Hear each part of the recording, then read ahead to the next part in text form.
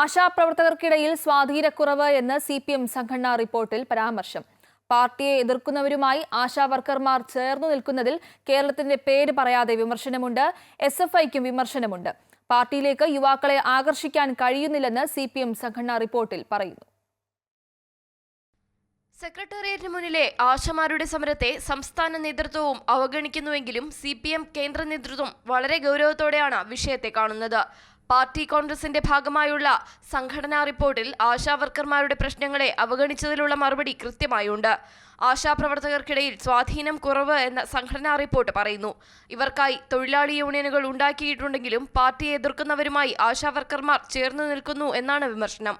പാർട്ടിക്ക് ശക്തിയുള്ള സംസ്ഥാനങ്ങളിൽ പോലും ഇക്കാര്യത്തിൽ ശ്രദ്ധ ചെലുത്തേണ്ടതുണ്ടെന്നാണ് കേരളത്തിന്റെ പേര് പറയാതെ സംഘടനാ റിപ്പോർട്ട് ചൂണ്ടിക്കാട്ടുന്നത്. സാധാരണക്കാരെയും കർഷക തൊഴിലാളികളെയും പാർട്ടിക്ക് ആകർഷിക്കാൻ കഴിയാത്തതിൽ ആത്മപരിശോധന നടത്തണമെന്ന് CPM സംഘടനാ റിപ്പോർട്ട് വ്യക്തമാക്കുന്നു.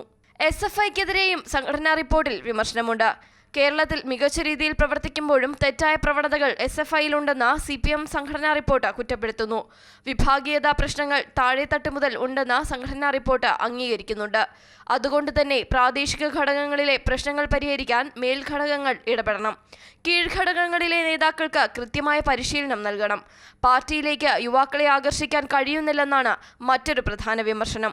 പാർട്ടി അംഗങ്ങളുടെ നിലവാരം മെച്ചപ്പെടുത്തണമെന്നും 5 കാര്യങ്ങൾ കൃത്യമായി പരിശോധിച്ച് മാത്രമേ പാർട്ടി അംഗത്വം നൽകാവൂവെന്നും നിർദ്ദേശം നൽകുന്നു.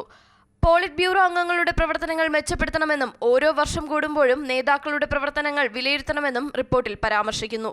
ഏതായാലും സംഘടനാ സംവിധാനങ്ങൾ മെച്ചപ്പെടുത്തണമെന്ന് തന്നെയാണ് സംഘടനാ റിപ്പോർട്ടിൽ പ്രധാനമായി പറയുന്നത്. അമൃത ന്യൂസ്, മധുര.